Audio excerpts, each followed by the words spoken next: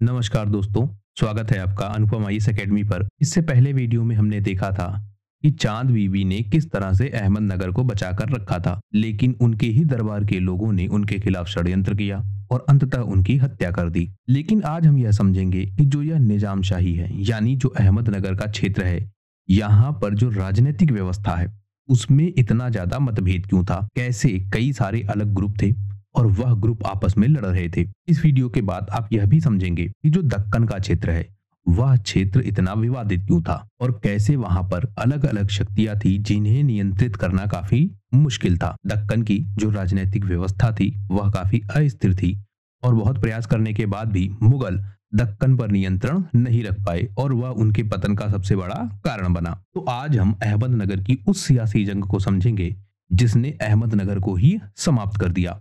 तो मैं अनुपम तिवारी स्वागत करता हूं आपका अपने इस YouTube चैनल पर। आइए देखें निजामशाही में हुई गुटबाजी को। जब हम निजामशाही सल्तनत को देखते हैं तो 1490 से लेकर 1633 तक इसका शासनकाल हमको दिखता है, यानी अहमदनगर में निजामशाही की स्थापना हुई। इससे पीछे अगर आप देखें तो बहमनी साम्राज्य था। हमने इसकी चर्चा काफी डिटेल से की है। बहमनी साम्राज्य 5 हिस्सों में टूट गया। उन 5 हिस्सों में एक हिस्सा था अहमदनगर और वहां पर जो वंश स्थापित हुआ वह था निजामशाही वंश। तो निजामशाही वंश की अहमदनगर में स्थापना हो गई। अहमदनगर में स्थापना के बाद यहाँ पर सत्ता संघर्ष और गुटबाजी यह एक आम समस्या बनी हुई थी।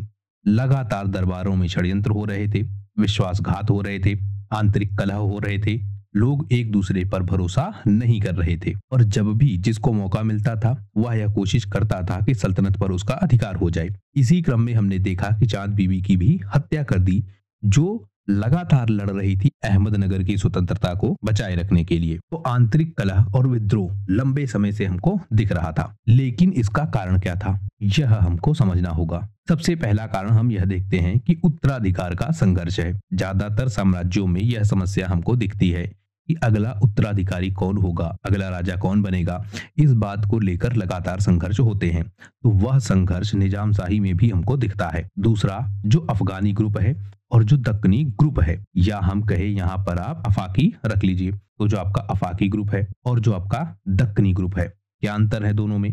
अफाकी ग्रुप में ज्यादातर आपके सुन्नी मुसलमान हैं, वहीं जो आपका दक्कनी ग्रुप है इसमें आपके सिया मुसलमान हैं, हिंदू हैं और ज्यादातर ऐसे मुसलमान हैं जो कन्वर्टेड हैं, यानी पहले वह हिंदू थे, बाद में उन्होंने मुस्लिम धर्म को अपना लिया। तो दो ग्रुप हैं, दोनों यह प्रयास करते हैं कि उनका कोई प्रतिनिधि या उनके ग्रुप का कोई आदमी सल्तनत पर अधिकार करे।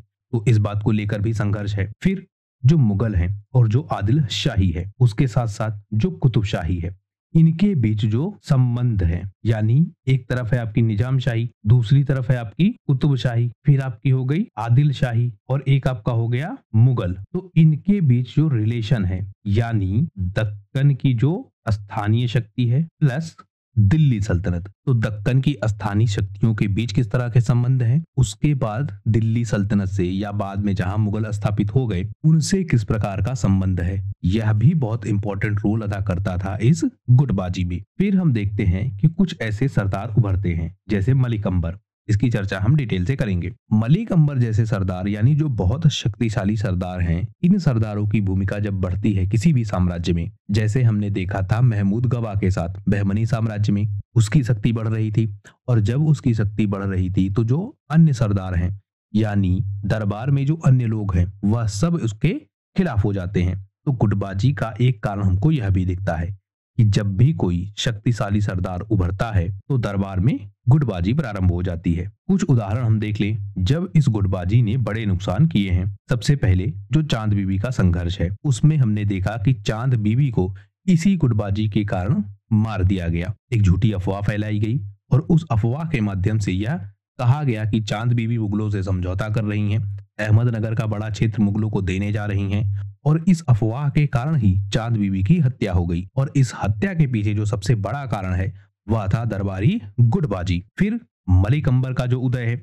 उसमें भी हम देखते हैं कि मलिक अंबर के खिलाफ भी कई सारे षड्यंत्र हुए। फिर जो सल्तनत का पतन हुआ 1633 में, तो उस पतन के पीछे भी यही दरबारी षड्यंत्र सबसे ज्यादा भूमिका अदा करते हैं, यानी अहमदनगर का पतन भी इस दरबारी षड्यंत्र के कारण हो जाता है। हमने चांद बीबी की चर्चा इससे पहले काफी डिटेल से की है। चांद बीबी को जिस तरह से मारा गया वह सब हमने समझा है। अब हम समझेंगे मलिक अंबर से। मतलब पहला टॉपिक हमने देख लिया एग्जाम्पल वाला कि चांद बीबी को किस तरह से मारा गया।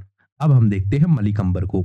मलिक अंबर भी बहुत इंपॉर्टेंट है अहमदनगर के क्षेत्र में। कैसे इंपॉर्टेंट है समझते हैं। यह जो आपका निजाम शाही सल्तनत है उसमें एक सेनापति, प्रशासक और गुरिल्ला युद्ध विशेषज्ञ था। सबसे ज्यादा यह फेमस है मुगलों के खिलाफ संघर्ष के लिए, और उसके अलावा जो मराठा है उनको सेना में उच्च पद देना, यह भी मलिक अंबर की सबसे बड़ी भूमिका है। इसको प्रारंभ से हम जान लेते हैं।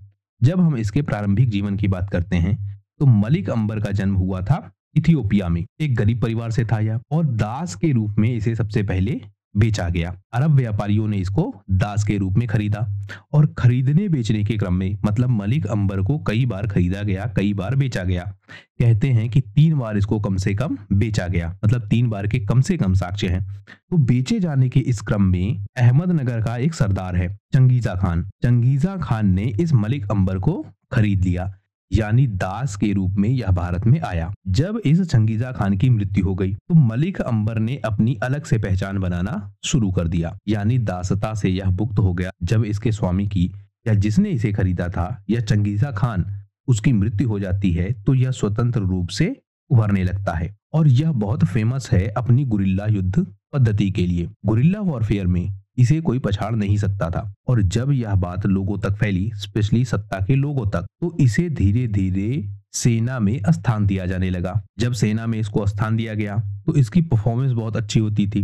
मतलब युद्ध के मैदान में यह गुरिल्ला युद्ध पद्धति से अपने शत्रुओं को पराजित कर देता था। और जब यह बात फैलती गई तो धीरे धीरे इसका पद भी बढ़ता गया। तो इस तरह से आया यह प्रशासनिक भूमिका में। जब अहमदनगर सल्तनत स्थापित हुई तो वहां पर भी मलिक अंबर बना हुआ था, लेकिन उसने अपनी एक सेना बनाई थी। जैसे हमने बार बार चर्चा की थी किराए के सैनिक, तो इसी तरह का एक किराए का सैनिक था, यानी इसने अपना एक ग्रुप बनाया था। उस ग्रुप में यह सैनिकों की भर्ती करता था, यानी इसके ग्रुप में अफ्रीकी सैनिक, दक्कनी सैनिक, मराठा सैनिक, अफगान सैनिक, इन सारे लोगों को मिलाकर इसने एक ग्रुप बना दिया, और उस ग्रुप के माध्यम से यह युद्ध लड़ता था। यानी किराए के सैनिकों के रूप में जो पैसे देता था उसकी तरफ से जाके लड़ने लगता था। सबसे खास चीज इसकी यह थी कि यह गुरिल्ला युद्ध विशेषज्ञ था, यानी गुरिल्ला पद्धति से युद्ध करने में इससे आगे उस समय कोई नहीं था दक्कन के क्षेत्र में। तो उसके लिए यह बहुत फेमस था, इसीलिए इसे बार बार लोग अपने सेना में शामिल करते थे, यानी पैसे देकर। धीरे धीरे जो अहमदनगर सल्तनत है, यानी बहमनी साम्राज्य से अलग होकर अहमदनगर सल्तनत स्थापित हुई। और जब अहमदनगर सल्तनत स्थापित हुई तो इस मलिक अंबर को परमानेंट सेना में भर्ती कर दिया गया, यानी सेना का एक विंग बनाया गया, एक भाग बनाया गया सेना का, जिसका इसे अध्यक्ष बनाया गया, और वह भाग हो गया अहमदनगर के अंतर्गत। तो यह परमानेंटली सेना में शामिल हो गया। बाद में यह इतना ताकतवर हो जाता है कि गद्दी पर कौन बैठेगा, यानी अहमदनगर का सुल्तान कौन होगा, यह व्यक्ति तय करने लगता है। तो दास से इसने शुरू किया है, और दास में भी इसको कई बार बेचा खरीदा गया, और अंततः यह इतना ताकतवर हो जाता है कि अहमदनगर की गद्दी पर कौन बैठेगा उसे यह तय करने लगता है। और इसका उदाहरण हमको दिखता है जब यह बहादुर निजाम शाह को अहमदनगर की गद्दी पर बैठाता है और खुद उनका वजीर बन जाता है। और वजीर में भी आप ध्यान रखेंगे कि वास्तविक शक्ति इसके पास होती है। राजा या हम कहें जो सुल्तान है वह केवल नाम का है, सारी ताकत इसी के हाथों में सेंट्रलाइज है। तो इस तरह से इसका उदय हो गया। अब हम देख लेते हैं कि कैसे यह सत्ता में इतना ताकतवर हुआ। अहमदनगर सल्तनत में बुरहान निजाम शाह द्वितीय की मृत्यु हो जाती है, और जब इनकी मृत्यु हो जाती है तो सत्ता का संघर्ष प्रारंभ हो जाता है। बुरहान निजाम शाह द्वितीय के बाद उनका पुत्र इब्राहिम निजाम शाह यह गद्दी पर बैठता है, लेकिन केवल 4 महीने तक यह शासन को संभाल पाता है। दरबार में भारी गुटबाजी होने लगती है। उस समय की गुटबाजी को अगर हम समझे तो मुख्यतः हमको 4 गुट दिखते हैं। एक मियां मंजू का ग्रुप, दूसरा चांद बीबी का गुट, तीसरा दक्कनी गुट, और चौथा मुगल समर्थक गुट। अब यहाँ आप कहेंगे कि चांद बीबी की तो हत्या हो गई थी, लेकिन जो उनके समर्थक थे, यानी कुछ लोग ऐसे भी थे जो चांद बीबी के पक्ष में थे, उन लोगों का भी एक गुट था। तो इस तरह से 4 गुट थे, और यह चारों किस तरह से संघर्ष कर रहे थे उसे हम समझते हैं। तो सबसे पहले जो मियां मंजू है, यह चाहता है कि इसका समर्थक सुल्तान बने, सुल्तान का संकट चल रहा है। ये जो आपका मियां मंजू है, यह कहाँ से है? अफगान ग्रुप से, यानी यह एक अफगान सरदार है और अहमदनगर के क्षेत्र में यह काफी शक्तिशाली था। इसका प्रयास क्या था? यह चाहता था कि जो इब्राहिम निजाम शाह को गद्दी पर बैठाया गया है, इसे हटा दिया जाए और इसके स्थान पर अफजल खान को, जो कि बुरहान का रिश्तेदार था, उसे गद्दी पर बैठा दिया जाए। फिर जो चांद बीबी का समर्थक ग्रुप है, वह कहता है कि बुरहान निजाम शाह द्वितीय के नाबालिग पुत्र बहादुर निजाम शाह को गद्दी पर बैठा दिया जाए। तो एक तरफ हो गए अफगान समर्थक, दूसरी तरफ हो गए हबशी और दक्कनी अमीरों का एक ग्रुप, यह चांद बीबी को सपोर्ट कर रहे थे। फिर तीसरा ग्रुप हो गया दक्कनी ग्रुप। यह क्या चाहता था कि एक अलग राजकुमार, यानी निजाम शाही में ही एक अलग राजकुमार था, उसे अपना सुल्तान घोषित कर दिया जाए। और मुख्यतः यह क्या चाहते थे कि दरबार में उनका ही नियंत्रण हो, नाम मात्र का कोई सुल्तान हो और पूरी शक्ति इन्हीं सरदारों के पास केंद्रित हो जाए। तो जो अमीर हैं और जो स्थानीय सरदार हैं, इनका भी एक ग्रुप है, यह भी चाहता है कि इनके समर्थन का कोई व्यक्ति सुल्तान बने। फिर जो मुगल समर्थक है, मतलब हमने चांद बीबी के साथ यह भी देखा था कि कुछ लोग जाके मुगलों से मिल गए थे, यानी चांद बीबी की हत्या ही इसीलिए हुई थी कि दरबार के लोग जाकर मुगलों से मिल गए थे। तो उन मुगल समर्थकों का भी ग्रुप था अहमदनगर के क्षेत्र में और यह चाहते थे कि अहमदनगर में मुगल शासन व्यवस्था स्थापित हो जाए, क्योंकि इनको प्रलोभन दिया गया था कि अगर मुगल शासन व्यवस्था स्थापित हो जाएगी तो इनको बहुत सारा धन दिया जाएगा। और उस लालच के कारण यह ग्रुप चाहता था कि मुगल यहाँ पर नियुक्त हो जाए। तो अलग अलग लोग अलग अलग लोगों को समर्थन दे रहे हैं और चाह रहे हैं कि उनके ग्रुप का कोई व्यक्ति नियुक्त हो जाए।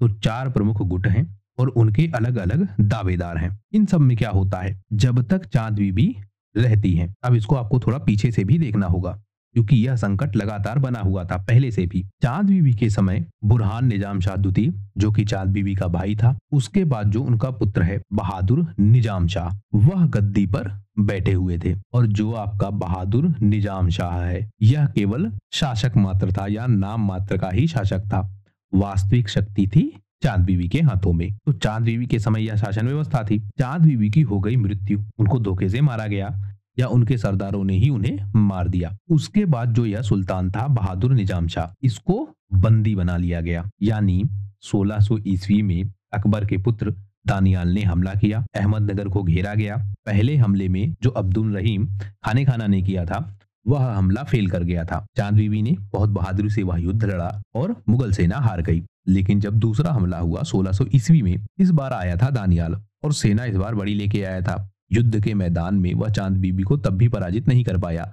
लेकिन हुआ क्या, उसने यह भ्रम फैला दिया या ऐसा षड्यंत्र रचा कि चांद बीबी के ही लोग उनके खिलाफ हो गए और चांद बीबी की हत्या कर दी गई। चांद बीबी की जब हत्या कर दी गई, उसके बाद जो यह सुल्तान है बहादुर निजाम शाह, इसको बंदी बनाया गया और इसको लेकर चले गए आगरा। आगरा में ले जाने के बाद इसकी हत्या कर दी गई। तो 1627 में शाहजहां ने इस बहादुर निजाम शाह की हत्या कर दी। अहमदनगर के किले पर मुगल साम्राज्य का अधिकार हो गया। अब उभर कर आया मलिक अंबर। इसने क्या देखा कि जो बहादुर निजाम शाह है, यह है मुगलों की कैद में। मतलब अकबर ने इसको कैद किया था, मारा है इसको शाहजहां ने एक लंबे समय के बाद, 27 सालों के बाद। मतलब 27 साल तक यह मुगलों की कैद में रहा, हत्या बाद में की गई। तो जब यह मुगलों की कैद में था, तो मलिक अंबर ने यह तय किया कि किसी व्यक्ति को अहमदनगर का सुल्तान बनाना होगा और उसने चुना मुर्तजा निजाम शाह द्वितीय को। यह बुरहान निजाम शाह द्वितीय का रिश्तेदार था, तो इसने एक अपना प्रतिनिधि चुन लिया। दरबारी गुटबाजी में इस समय जो मुगलों का प्रभाव है वह ज्यादा शक्तिशाली हो गया था। मुगलों का अहमदनगर पर अधिकार हो चुका था एक बड़े क्षेत्र पर और स्पेशली अहमदनगर के किले पर। तो मलिक अंबर ने एक नया व्यक्ति चुना, मुर्तजा निजाम शाह। इस मुर्तजा निजाम शाह को चुनने के बाद मतलब एक रिप्रेजेंटेटिव बना यह अहमदनगर का। वास्तविक शक्ति थी मलिक अंबर के हाथों में। तो अहमदनगर के रिप्रेजेंटेटिव के रूप में मलिक अंबर लड़ने लगा मुगलों से। मतलब एक प्रधानमंत्री यह चाहता है या एक वजीर यह चाहता है कि अहमदनगर स्वतंत्र शासक व्यवस्था के रूप में स्थापित रहे। अहमदनगर की आजादी के लिए यह व्यक्ति लड़ रहा है जिसको छीन लिया है मुगलों ने। तो इसने अपना प्रतिनिधि नियुक्त कर दिया। अब आपके मन में एक प्रश्न होगा, अहमदनगर के किले पर तो मुगलों का अधिकार था, तो मलिक अंबर ने सुल्तान कैसे चुन लिया? अब यहाँ क्या फर्क है? चांद बीबी की हत्या हुई 1600 ईस्वी में। मुगलों ने अहमदनगर किले को जीत लिया और जो बहादुर निजाम शाह था उसको बंदी बना लिया। बंदी बनाकर ले गए आगरा। लेकिन जो निजाम शाही है वह पूरी तरह से समाप्त नहीं हुई थी। मतलब निजाम शाही के सारे व्यक्ति तो समाप्त हुए नहीं थे। यह सुल्तान बहादुर निजाम शाह को बंदी बनाकर आगरा ले गया था। अब इस मलिक अंबर ने क्या किया? सबसे पहले अहमदनगर को छोड़ दिया और छोड़कर चला गया पश्चिमी महाराष्ट्र के पहाड़ी क्षेत्रों में। वहां जाकर यह बस गया। उसके बाद वहीं से संघर्ष इसने प्रारंभ कर दिया। वहां जाने के बाद इसने क्या किया? जो स्थानीय लोग हैं और जो उस क्षेत्र में लड़ने में सबसे ज्यादा सक्षम है, जिसमें सबसे ऊपर नाम आता है मराठों का, इन सबको अपनी सेना में भर्ती करना इसने चालू कर दिया। तो इसकी सेना में कई दक्कनी अमीर, मराठा सरदार और जो इसके अपने सैनिक थे जो इसने तैयार किए थे एक लंबे समय में, क्योंकि यह बहुत एक्सपर्ट था छापेमार युद्ध पद्धति में, उन सबको इसने इकट्ठा किया और इकट्ठा करने के बाद एक सेना का निर्माण किया। बहादुर निजाम शाह मुगलों की कैद में था और इसने एक नए सुल्तान की नियुक्ति कर दी। अब इसने प्रारंभ किया मुगलों के साथ संघर्ष। पहला संघर्ष होता है 1600 से लेकर 1605 तक। शक्तिशाली इसने सेना बनाई। मराठा सरदारों को, पठानों को, हबशियों को, इन सबको इसने शामिल किया अपनी सैन्य व्यवस्था में। छापेमार युद्ध पद्धति यह चलाता था और इसी युद्ध पद्धति से 1601 से लेकर 1605 तक यह मुगलों के कई सारे क्षेत्रों पर हमले करता था। मतलब एकदम से यह हमला करता था, किसी क्षेत्र को लूट लेता था या उस क्षेत्र पर अधिकार कर लेता था, फिर से वापस अपने बेस पर लौट आता था। इस तरह यह मुगलों की शक्ति को धीरे धीरे कम कर रहा था। तो पहला फेज यह हो गया। वहीं जो मुगल साम्राज्य है वहां पर अकबर की हो जाती है मृत्यु। कब? 1605 में। और जब अकबर की मृत्यु हो जाती है मुगल साम्राज्य में, तो जो जहांगीर है वह शासन व्यवस्था को संभालता है। और जहांगीर की नीतियां अकबर से थोड़ी डिफरेंट थी। और जब यह डिफरेंट नीतियों के साथ आता है तो अहमदनगर के साथ जो कनेक्शन है वह कनेक्शन भी बदलता है। इस समय क्या होता है? जहांगीर के शासनकाल में यानी 1605 से लेकर 1620 तक मलिक अंबर फिर से लड़ता है। इसमें भी दो चरण है। पहला चरण 1608 से 1612 का। इस समय मलिक अंबर ज्यादा शक्तिशाली होता है। जहांगीर ने क्या किया? 1608 में इसने अब्दुल रहीम खाने खाना को भेजा, जो पहली बार आया था चांद बीबी से लड़ने। उसी को फिर से भेजा गया। यह आक्रमण करता है मलिक अंबर पर और चाहता है कि मलिक अंबर को पराजित कर दे। लेकिन क्योंकि मलिक अंबर छापामार युद्ध पद्धति से लड़ता था तो मुगल सेना यहाँ फेल कर गई। 1610 में इस मलिक अंबर ने क्या किया? दौलताबाद को अपनी राजधानी बनाया। यह वही दौलताबाद है जहां पर मोहम्मद तुगलक ने अपनी राजधानी ट्रांसफर की थी, दिल्ली से दौलताबाद, या इसे देवगिरी का क्षेत्र भी कहते हैं। राजधानी बनाने के बाद इसने क्या किया? अहमदनगर के वह हिस्से जो मुगलों ने हथिया लिए थे, धीरे धीरे उन हिस्सों को इसने हथियाना प्रारंभ कर दिया और धीरे धीरे मुगल साम्राज्य का जो प्रभाव है वह उसने अहमदनगर के क्षेत्र में कम करना शुरू कर दिया। 1612 जाते जाते मलिक अंबर मुगलों से अहमदनगर के बहुत बड़े क्षेत्रों को जीत चुका होता है। यानी मुगलों की शक्ति को यह अहमदनगर में काफी कमजोर कर चुका होता है। फिर दूसरा फेज प्रारंभ होता है। अब दक्कन के क्षेत्र में सेना का नेतृत्व करेगा शहजादा खुर्रम। खुर्रम जो बाद में शाहजहां के नाम से फेमस है। इसको भेजा गया दक्षिण के क्षेत्र में कि नियंत्रण को यह देखे। इस बार बड़ी सेना के साथ यह आता है और मलिक अंबर को भारी नुकसान पहुंचाता है। अहमदनगर पर फिर से मुगलों का कब्जा हो जाता है। अंततः 1617 में मलिक अंबर और मुगलों के बीच एक संधि होती है, जिस संधि के तहत अहमदनगर के कई सारे हिस्सों को मुगलों को देना पड़ता है। तो पहले फेज में मलिक अंबर ज्यादा ताकतवर है, वह मुगलों पर भारी पड़ता है। दूसरे फेज में 1616 के बाद मुगल ज्यादा ताकतवर होते हैं और मलिक अंबर को यहाँ समझौता करना पड़ता है। फिर अगला फेज प्रारंभ होता है 1620 से 1626 तक। इसमें भी दो फेज है। एक 1620 से 1622 तक। यहाँ मलिक अंबर जीतता है और यह मुगलों के कई सारे क्षेत्रों पर अधिकार कर लेता है। कारण क्या है? जो आपका मुगल साम्राज्य है वहां पर भी सत्ता संघर्ष प्रारंभ हो चुका था और इस बार संघर्ष था शाहजहां और जहांगीर के बीच। यानी शाहजहां पुत्र है और जहांगीर पिता, इनके बीच संघर्ष प्रारंभ हो चुका है। इस संघर्ष को जब मलिक अंबर ने देखा कि मुगल साम्राज्य तो अंदर से ही कमजोर है इस समय, तो इसने कई सारे क्षेत्रों को फिर से जीत लिया। लेकिन 1624 जाते जाते यह जो विवाद है यह सुलझ जाता है। जब हम मुगल साम्राज्य को पढ़ेंगे तो इन विवादों को कैसे सुलझा, क्या कारण था, क्या परिवर्तन हुआ, उनको बहुत डिटेल से समझेंगे। अभी आप यह समझिए कि विवाद किसी तरह से सुलझ गया। अब आपका जो शाहजहां है यह फिर से आता है दक्कन के क्षेत्र में। इस बार भी अहमदनगर के कई क्षेत्रों पर यह अधिकार कर लेता है और मलिक अंबर यहाँ भी कमजोर पड़ता है। फिर से एक संधि होती है और दूसरा फेज भी खत्म हो जाता है। लेकिन 1626 में इस मलिक अंबर की मृत्यु हो जाती है। 80 साल का यह हो चुका था। तो वृद्धावस्था से, कमजोरी से, मतलब एक एज के बाद और बहुत सारे युद्धों के बाद यह मर जाता है। अब सत्ता आती है इसके बेटे फतेह खान के हाथों में। मलिक अंबर दूरदर्शी था, फतेह खान स्वार्थी किस्म का था, यानी उसे केवल अपना लाभ दिखता था। इसका फायदा उठाया मुगलों ने। यानी एक कमजोर शासक है या ऐसा व्यक्ति है शासन में जिसकी शक्ति काफी कमजोर है और वही अहमदनगर को लीड कर रहा है। सुल्तान भले ही कौन है, अभी आप ध्यान रखिएगा, सुल्तान का पद एक अलग से बना हुआ है। समय के साथ उस पर अलग अलग व्यक्ति नियुक्त होते रहेंगे, लेकिन वास्तविक सत्ता है मलिक अंबर के हाथों में। और मलिक अंबर है वजीर। इसी वजीर के बाद इसका पुत्र वजीर बनेगा फतेह खान। यह कमजोर है और सेना भी वजीर के ही हाथों में है, क्योंकि मलिक अंबर सेना भी अपने ही कंट्रोल में रखता था। तो यह कंट्रोल भी चला जाएगा फतेह खान के हाथों में। और जब यह कंट्रोल चला जाएगा फतेह खान के हाथों में और यह व्यक्ति योग्य नहीं है, तो धीरे धीरे यह सेना को कमजोर कर देगा। और यह क्या कोशिश करता है, मुगलों से मिल जाए। इसे मुगलों की तरफ अपना लाभ दिखने लगता है। और जब ऐसा होता है तो धीरे धीरे जो दरबारी अमीर है वह अमीर ही इस फतेह खान के अगेंस्ट हो जाते हैं। दरबार में षड्यंत्र तेजी से होने लगते हैं, जिन षड्यंत्रों को मलिक अंबर एक लंबे समय तक दबा पाता है। 1631 में इस फतेह खान ने क्या किया, मुगलों से ही संधि कर ली और खुद को बना दिया मुगलों का रिप्रेजेंटेटिव। उसके बाद इसने खतरनाक काम किया। 1632 में जो मुर्तजा निजाम शाह द्वितीय है, यानी अहमदनगर का सुल्तान, उस सुल्तान को ही कैद करा दिया मुगलों के हाथों में। मलिक अंबर जिसके लिए लड़ रहा था, जिसको बचाना चाह रहा था, उसी को उसके पुत्र फतेह खान ने मुगलों को सौंप दिया। और जब यह काम हो गया तो अहमदनगर का तो पतन होना ही था, लेकिन इस मलिक अंबर के वंशज का यानी फतेह खान का भी पतन प्रारंभ हो गया। इसने मुगलों से इस लालच में संधि की थी कि इससे बड़ा लाभ मिलेगा, लेकिन इसने शायद इतिहास नहीं पढ़ा था। जिसने भी इस तरह की संधियां की थी उसे अंततः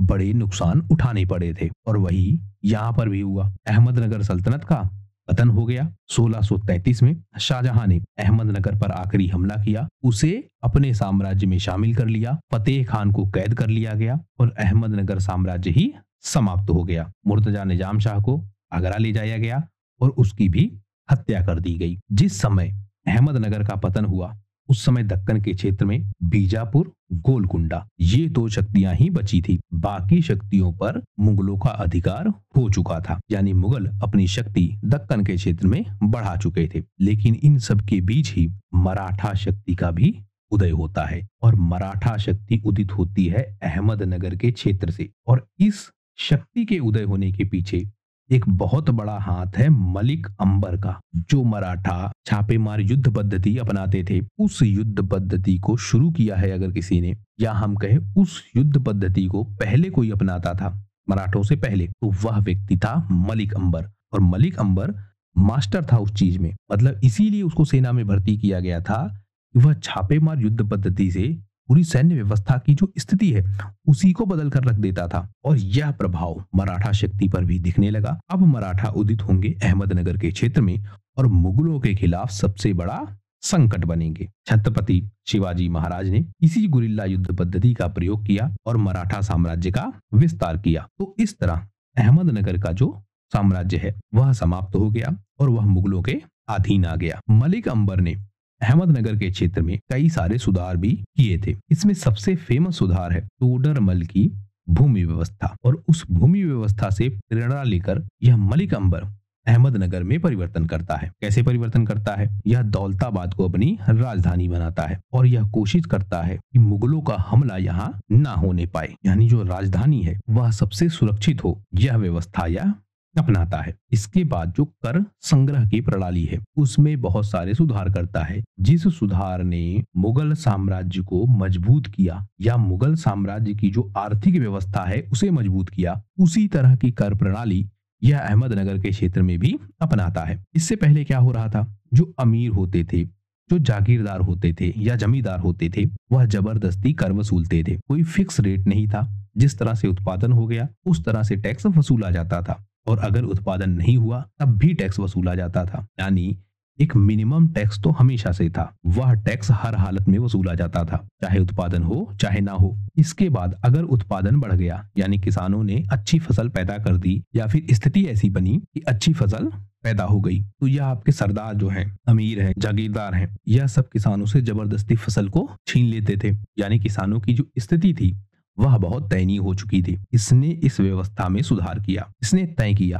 कि जितनी उपज होगी उसी के हिसाब से टैक्स लिया जाएगा। अगर उपज कम होगी टैक्स कम लिया जाएगा, उपज ज्यादा होगी तो टैक्स ज्यादा लिया जाएगा, यानी उपज के अनुपात में ही टैक्स लिया जाएगा। फिर जो प्रशासनिक व्यवस्था है उसे इसने मजबूत करने की कोशिश की, और सबसे बड़ा काम किया, जो मराठा सरदार हैं उनको अपनी सेना में भर्ती किया और सैनिकों के रूप में उनकी क्षमताओं का भी इस्तेमाल किया। इसके बाद भूमि मापन की इसने व्यवस्था विकसित की। जिस तरह से टोडरमल ने जब्ती प्रणाली विकसित की थी, उसी तरह की व्यवस्था इसने विकसित की अहमदनगर के क्षेत्र में। इससे क्या हुआ, किसी भी किसान के पास कितनी जमीन है, वह कितना उपजाता है, मतलब उपज कितनी हुई है, यह सब उसको पता लगने लगा।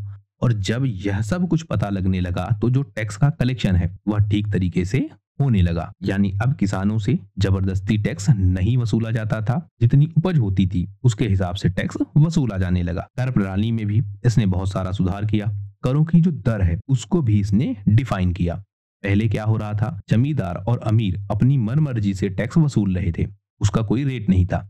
इसने रेट फिक्स किया, और जब यह रेट फिक्स किया गया तो जो कृषि उपज है उसमें काफी बढ़ोतरी हुई, और जो किसानों की स्थिति है वह भी काफी सुधर गई। इसने कोशिश की कि जो राजस्व वसूली है उसमें पारदर्शिता को बनाया रखा जाए। इससे भी जो जागीरदार हैं, जो अमीर हैं, उनकी स्थिति कमजोर हो गई। पहले इन जागीरदारों और अमीरों के माध्यम से ही टैक्स वसूला जाता था, लेकिन इसने ऐसी व्यवस्था बनाई कि डायरेक्ट टैक्स पहुंचे कहां, सुल्तान के पास या अहमदनगर के प्रशासन के पास। इससे भी कर व्यवस्था में बहुत सुधार हुआ और अहमदनगर शक्तिशाली रूप से बढ़ने लगा था।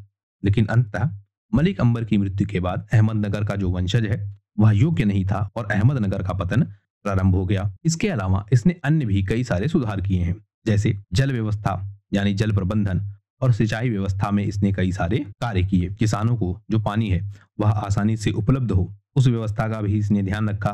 तालाबों का निर्माण, बांधों का निर्माण, नहरों का निर्माण, यह सब भी इसने करवाया। न्याय व्यवस्था को भी और कानून व्यवस्था को भी इसने मजबूत करने की कोशिश की। कुल मिलाकर जो अहमदनगर का क्षेत्र है उसमें इसने एक सिस्टम डेवलप करने की कोशिश की जिससे एक प्रशासनिक व्यवस्था चल सके। लेकिन लगातार संघर्षों के बाद भी अंततः अहमदनगर का पतन हो जाता है और मुगल साम्राज्य उस पर अपना अधिकार कर लेती है। तो यह था अहमदनगर की जो पूरी राजनीतिक व्यवस्था है और उसमें जो गुटबाजी है, उस गुटबाजी ने कैसे अहमदनगर को समाप्त कर दिया वह आप समझ चुके होंगे। तो हमने कवर कर लिया बीजापुर और अहमदनगर, यह दोनों किस तरह से मुगल साम्राज्य के अंतर्गत शामिल हो गए। आने वाले वीडियोस में गोलकुंडा और बीदर को कवर करेंगे। बरार को इससे पहले ही हम कवर कर चुके हैं। तो बरार, बीजापुर और अहमदनगर, इन तीनों को हम कवर कर चुके हैं। अब हमें देखना है गोलकुंडा और बीदर को और कैसे इनकी व्यवस्थाओं में परिवर्तन हुआ, उसे हमें समझना होगा। फिलहाल इस वीडियो में सिर्फ इतना ही। वीडियो यदि पसंद आया हो तो प्लीज शेयर कीजिए अपने दोस्तों के साथ, सब्सक्राइब कीजिए इस चैनल को।